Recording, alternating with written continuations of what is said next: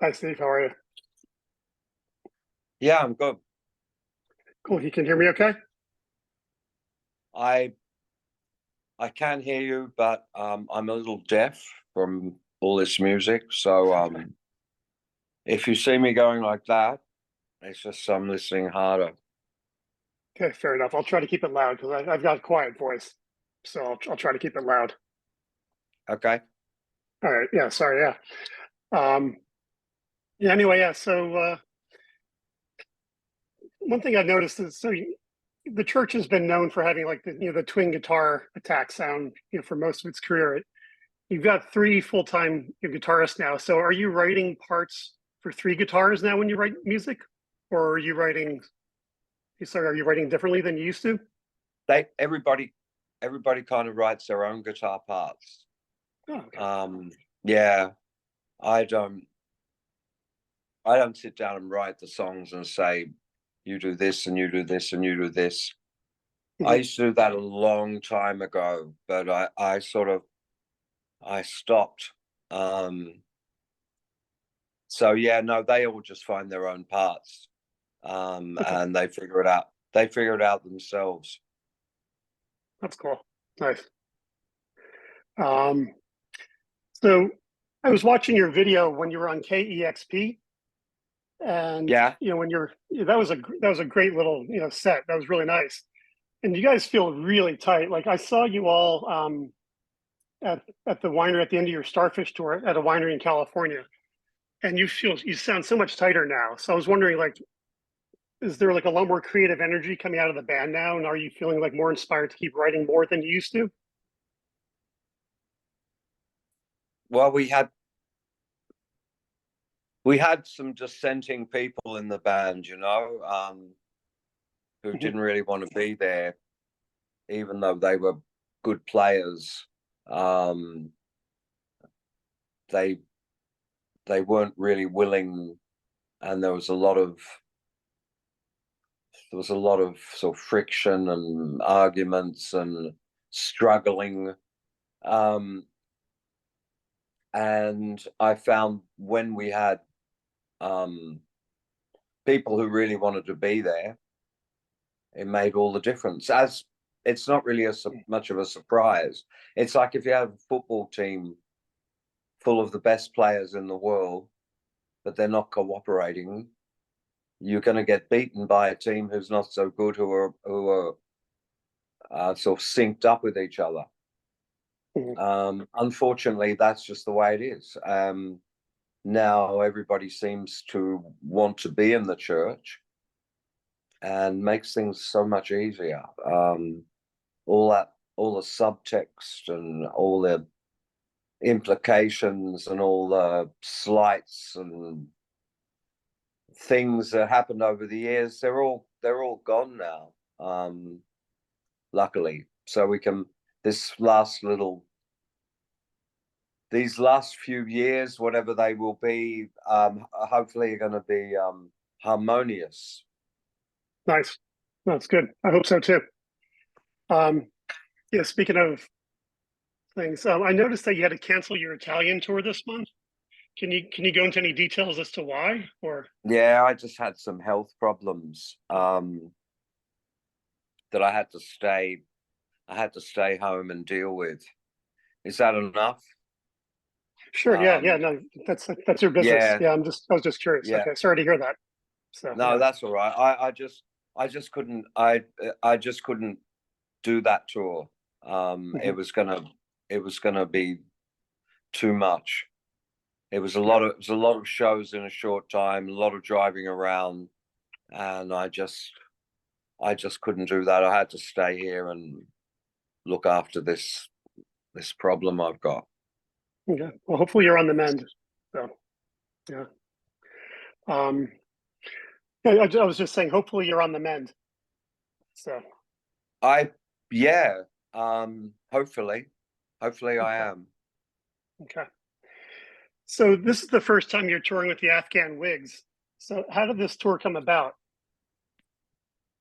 Well,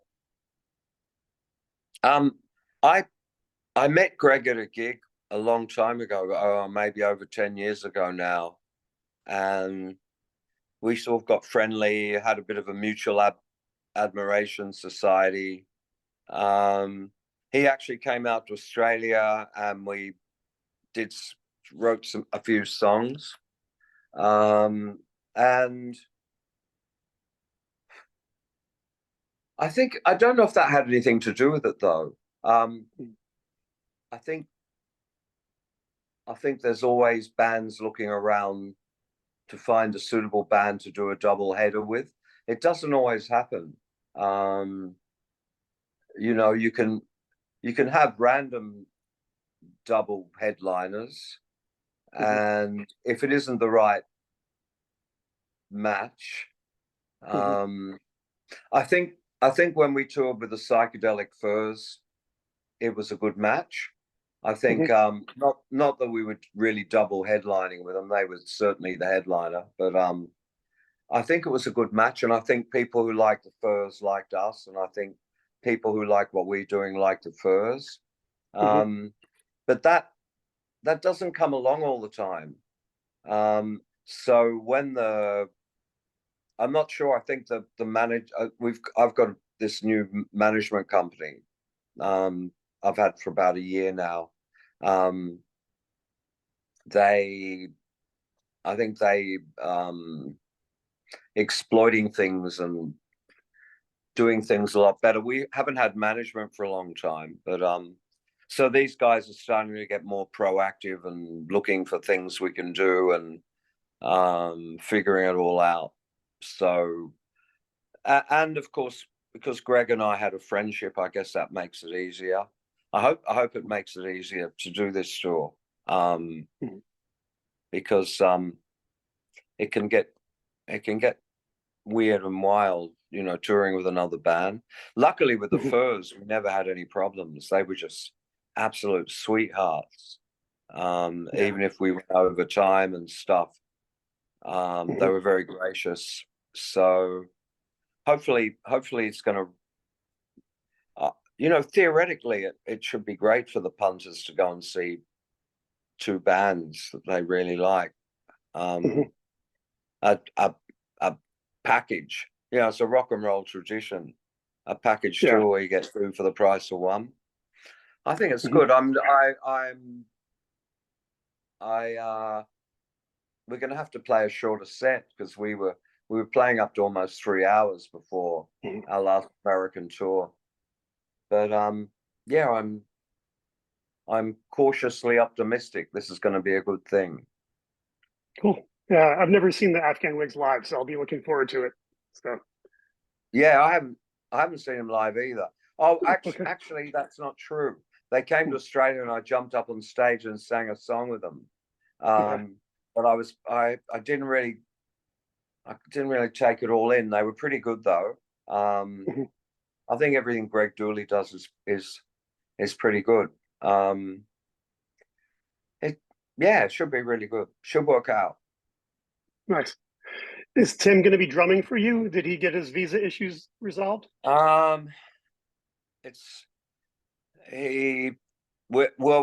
We definitely will have the other drummer, Nick. Okay. And Tim, depending on the size of the stage on a particular night, we're going to see if we can get the two drummer thing happening. Hopefully that's going to be able to happen more often than not, because some stages it may not be possible to have two drummers, but Nick will be playing with us every night, but I'm not sure if Tim will be. Okay. Well, at least he'll be on the tour, so that's good. So yes, hopefully it's all even at this late stage of the game, we're still figuring everything out, how it's all going to work, and hopefully he's there. Okay, hope so. So your music is very, you know, expansive and cinematic. I'm really surprised you haven't done a movie soundtrack before. Like, have you ever been asked to do one, or have you thought about doing one? I did a disastrous one a long time ago. Is this Rare Earth? In Australia, a guy, the director, it was his first It was the first film he had ever directed, and he wanted Mhm. me to do it. And he liked what I was doing, and the producer of the movie didn't like anything I was doing. Mhm. And I gave up. I mean, the movie came out and there's a bit of my music on there, but I was writing some really wonderful stuff, I thought. Mhm. But every now and then the guy would come in and go, "Oh, yeah, we don't need this now." It was a movie about these surfers that lived in Mhm. Australia, a kind of a partially true story. And one night they had a party and a girl lost her life. And Yeah. it was like set in Australia, and it was about Australia. And yet the producer was doing bizarre and random things. Like, I had this wonderful piece of music for this scene, and he came along, "Oh, we're replacing that with a song." And I'm like, "What song?" And it was that song Zombies, zombie, zombie. And Yeah. I'm like, what the fuck has that got to do with the surfers Mhm. living in the north coast of New South Wales? Mhm. And it was just bizarre and random the way it was all working. And Mhm. the director was a bit flummoxed, Mhm. and the producer was trying to. I don't know what he thought he was doing. He was trying to have one of those movies that have big hit songs in it. So, Mhm. in with music for a film, you can have incidental music or music that's composed for the film, or you can just chuck random songs in there. I was watching this movie last night, The Martian, the one with Matt Damon, and I was Mhm. really surprised. I was really surprised by some of the music they were using. They had Waterloo by ABBA. Okay. Um, and I thought it was for I thought it I think the wrong let me say this. I don't think that people making movies always understand how powerful and how important the music is. And they've Mhm. kind of got all kinds of agendas um, with what they think the music's going to do. And one of them is that dream scenario where they have the hit single and the hit movie, and it's all kind of cross fertilizing itself. You know what I mean? And the Mhm. singles going up the charts, the movie. I think that's great and that's all very well, but you've got a guy on Mars struggling to survive, and suddenly you've got Waterloo, burn the fear. It's sort of like Yeah. it blow it. I don't know. It blows it up. I sort of being a musician and being obsessed by music and being in this game for so long. I'm very, very picky and very serious about my music, and I hate being subjected to music I don't like, and I see so many films and they're using the wrong music. In my opinion, yet they're using the wrong music. Especially when they do this chucking like some old pop song from the past Mhm. into a movie. I mean, if you've got a guy on Mars isolated and struggling, the music should reflect that. Um, Right. and when you throw in Waterloo or things like that for no reason, um, I don't think they understand how important it is. And like you go in a restaurant, you go in a restaurant and they've got the wrong music on. It really pisses me off. Yeah. Um, I don't think people realize how important music is, Mhm.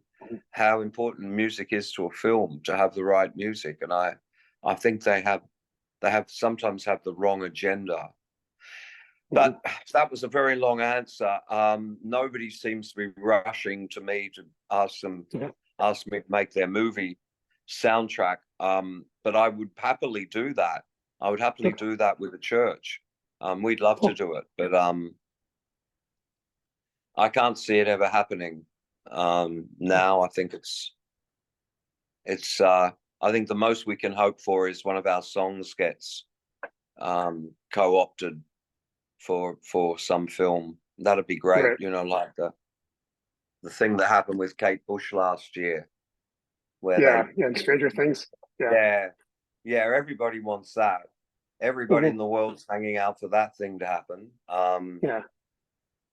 Yeah, but no soundtracks on the horizon Okay. as we speak right now. Okay. Yeah. Well, you did have Milky Way and Donnie Darko, you know, about 20 years All ago. right. So Yeah. yeah. Oh yeah, Milky Way's in more films and TV shows Hmm. than you can shake a stick at. Yeah. Every I would say every 2 or 3 weeks I sign a form saying yes, you can use Milky Way. Okay. You would think that Yeah. it's a funny thing. The more it gets used, the more it gets used. You think it'd be the other way around, that people go, Yeah. "Oh, I don't use that one. It's been in everything else." But it Mhm. doesn't seem to work like that. They seem to. Um, I don't know. It's a funny thing in the film world. The Yeah. They sort of all seem to do what the other filmmakers are doing. Um, There's not a hell of a lot of original thinking. So yeah, I would never use Milky Way in a film because it's been used in like about 60 films and advertisements. But Okay. no, Yeah. they're still queuing up to use it. So yeah, that's probably Yeah. about that'll be the only thing you hear from me in a film, I'm sure. Okay. So, what was the name of the surfer movie you mentioned before? It was called Black Rock. Oh, okay. And never okay, Yeah, because when I was looking around, I saw that you and Martin Kennedy did some music for Rare Earth. But again, that was also just your own songs that they used, right? And he did some yeah. soundtrack work. Uh yeah, he that I although that was a track I was probably singing on, I didn't really have much to do with that. He just would Oh, have okay. gone, I am submitting this song for this movie, and Mhm. they would have done it. Um, I didn't have I didn't have much to do with that. Okay, fair enough. So, going back to the Hypnagogue last year, like with the Eros Zeta character, right? You said he had writer's block. Is that because did you go through writer's block yourself, and did that kind No, of like no? Okay, I've never had it. I never. Okay, refuse to have it. I okay, refuse. I refuse to believe it could affect me. And I feel like I can make music whenever I want, and I can always get a song. Um, but I had to give him a reason why he wanted to use the hypnagogue. okay, So yeah, he had it, but I don't have it. Yeah. okay. That's a gift. So, how hard was it to write the novel on the Hypnagogue? Yeah, that was hard work. Yeah. Um, because with a song, like when you're writing a song or a piece of music, it's a very short, sustained amount of energy you need. Like, you know, I would say any song I write or any song I'm involved in writing, I would say the writing of it is over. Mhm. 15 minutes, that would be the very most. Um, Band would jam, or I would write something, and it's kind of, we would have it within 15 minutes at the most. And that's all the sustained concentration you need. And then you need a different set of skills to record it. But Mhm. writing a book is not like that. It's like 15 minutes doesn't get you anywhere. And I also had to force myself. Um, and my girlfriend here, she was like, "You're going to go in there and you're going to sit in front of your computer. And I don't care if you're sitting there doing anything or not, but you're going to sit there for a couple Mhm. of hours, or you're not going to get your dinner." And it was sort of Mhm. like that. It was like, So it became more perspiration than inspiration. So I would sit there like sometimes going, I don't know what the fuck to write. And Mhm.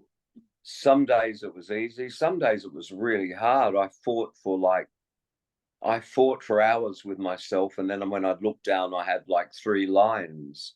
And I, I started thinking about books a lot, and it seems to me there's books that the writer starts the book and he knows where the book's going to go, and it goes from A to B to C to D, and it's all sort of planned out. And there seems to be other books where they're kind of making them up as they go along. And my book was a bit of both, I suppose. I knew what was going to happen in the end, but I didn't know what was going to happen from day to day, and sometimes I just would sit there, and if I could get in the right mood, I could sort of feel where the story wanted to go, and it surprised me sometimes.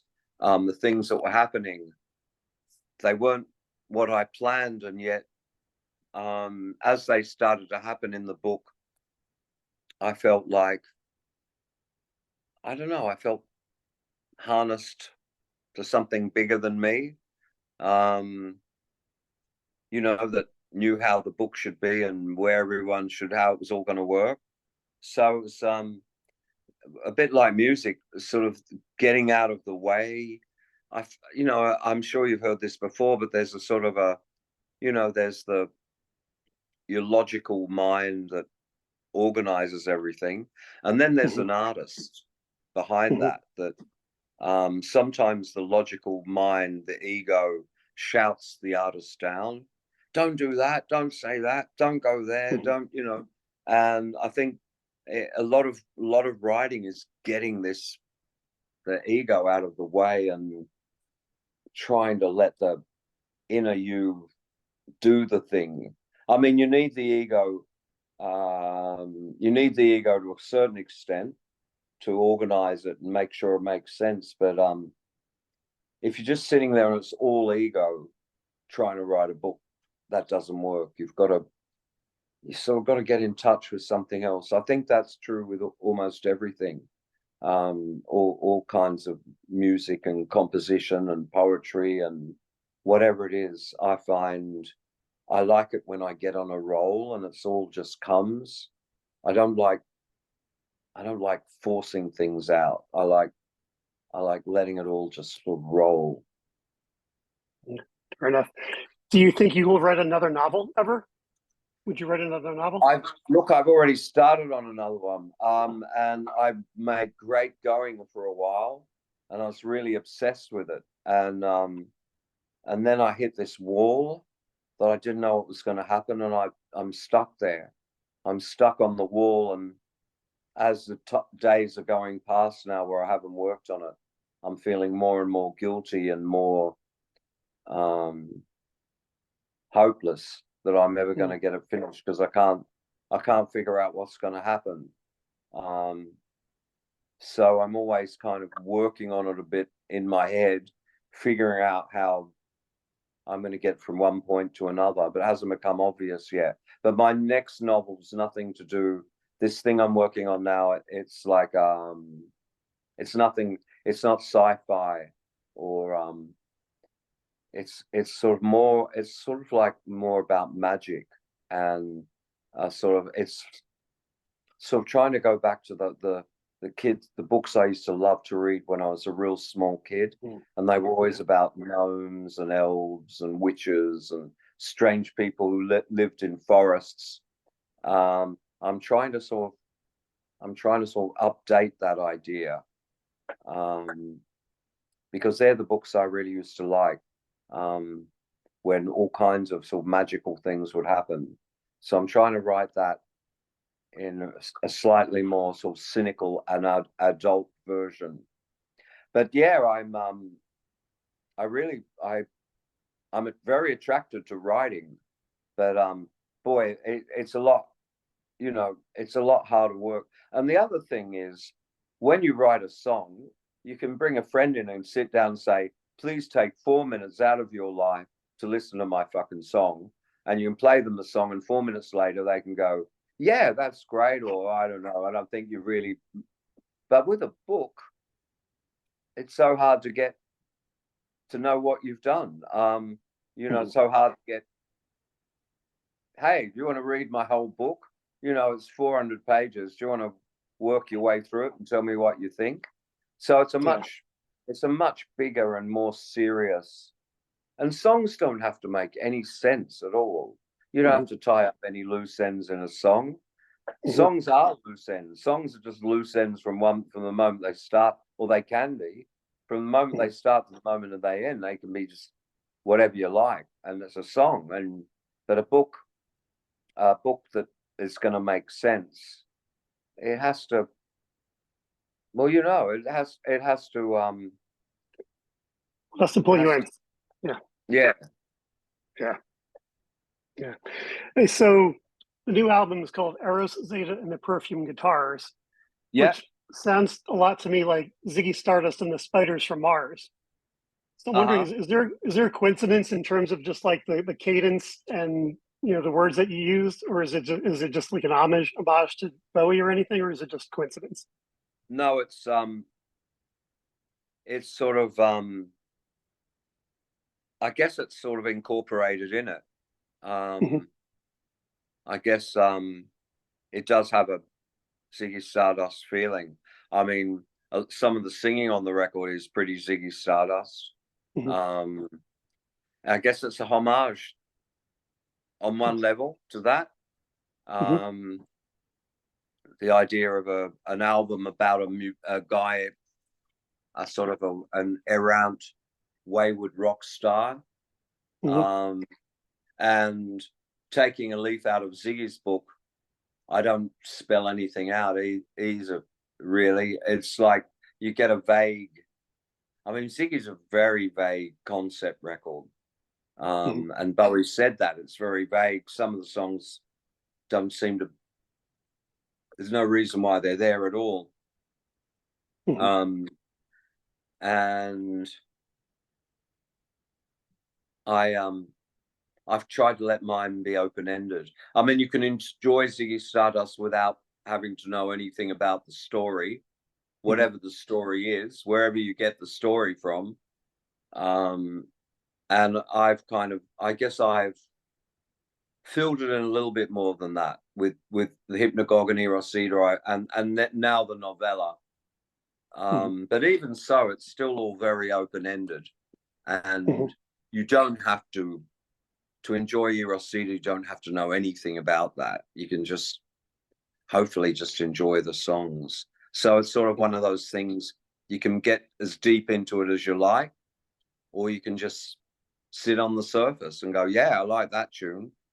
Mhm. That's the idea. I don't want to I don't want to make people It's study up not. on all Yeah. this stuff if they don't want to. But if you know, Right. if someone when I meet people and they're really interested in it and they ask me questions about it, Mhm. I like to engage and I like, but the actual records themselves, there's some clues on there and there's some photos and a few lines about things. And Mhm. after that, you sort of, if you want to enjoy it, you're on your own and you can make it anything you want it to be. Fair enough. I gotta say, the song "Pleasure" Yeah. is my favorite song that you've written in decades. Like I Wow. just I can't stop playing that song. It's just so gorgeous. Yeah, a lot of people like that one. Hmm. Um, I'm glad. Yeah. I don't know what If, to say about it though. It's every now and then I hear a song that we've come up with, and mhm. I go, "How the fuck?" I'm not even sure how we. I Yeah. can't even remember writing that. It was back in Mm. 2019. That one was Okay. slated to be on the original album. There were Oh. there were with Eros Zeta, there's a bunch of new tracks, and there was Mm. also a bunch of tracks that were 3 or 4 tracks that were left over from the album.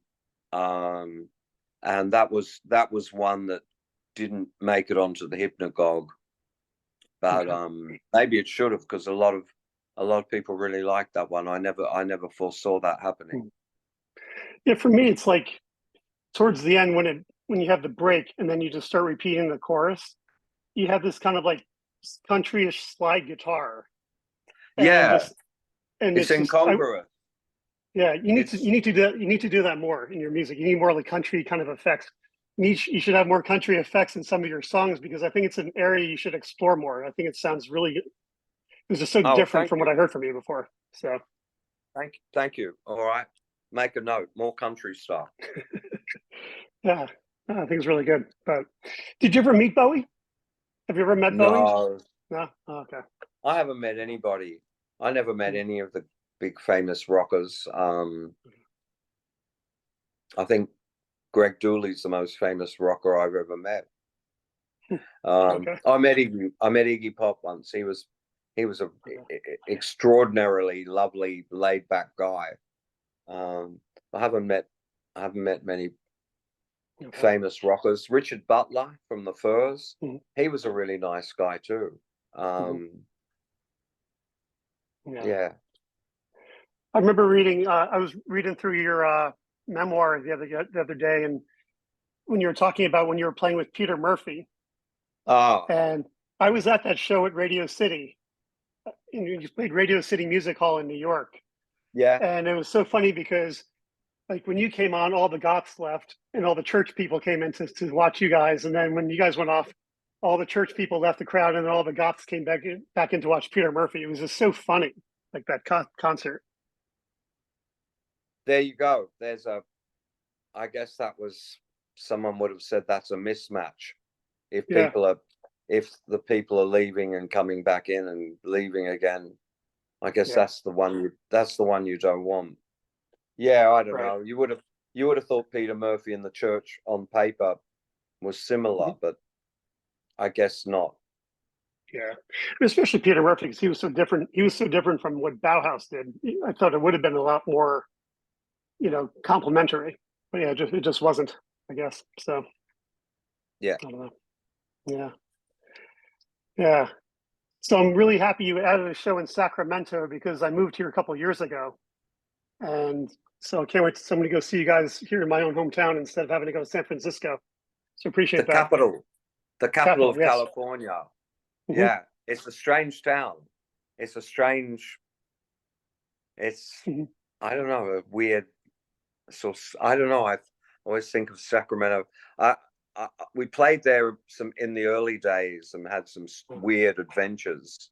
I Oh yeah. mean, the world has changed a lot in 40 years, but I remember being there in 1984, and um, this is weird. We were staying at a motel on the outskirts of town. We are only playing a Hmm. tiny little gig, and there was a guy opposite us in another building, and he was shooting. Every time we walked out the door, this guy was shooting these clay pigeon. He had a clay pigeon launcher, Uh-huh. and he was shooting them at us. Like, you'd open the Wow. door and stand there, and suddenly this clay object would smash against the wall where you were. Oh, that's Um, crazy. that's what I think of. That's what I think of when someone says Sacramento. I think of the shock and horror as these Yeah. clay pigeons were shattering on the wall outside the hotel room. Um, Yeah. yeah, but, and strange. Hmm. I don't know. It's sort of a strange place to me. But I what do I know? I only see. Hmm. I get there in the afternoon. I play a gig and I get in the bus and drive away. I don't know. Yeah. I mean, I've been to Sacramento, but I don't Yeah. know anything about it. I'm sure there's some amazing parts, like Hmm. the street you live in. I bet is pretty good, It's not bad. right? Yeah. Yeah, that's Yeah, good. But I mean, it's different. I mean, we moved from San Francisco when we were in San Francisco. I was in San Francisco for 20 years when we moved here. So, it was a bit of a lifestyle change. But, yeah, and it's, yeah. and there's so many people because of COVID, so many people from San Francisco moved to Sacramento. So we're kind of making it a better place. How far away is it? uh, Hour and a half to 2 hours, depending Okay. upon traffic. Yeah. Yeah. Not too far. All right. Yeah. Cool. All right. Well, hey, I appreciate all your time. But Okay, I guess, mate. All yeah. right. Nice to talk to you, and see you soon. Yeah, we'll try to see you in Okay. July at the show. Okay. Thank Bye, you. mate. Okay, bye.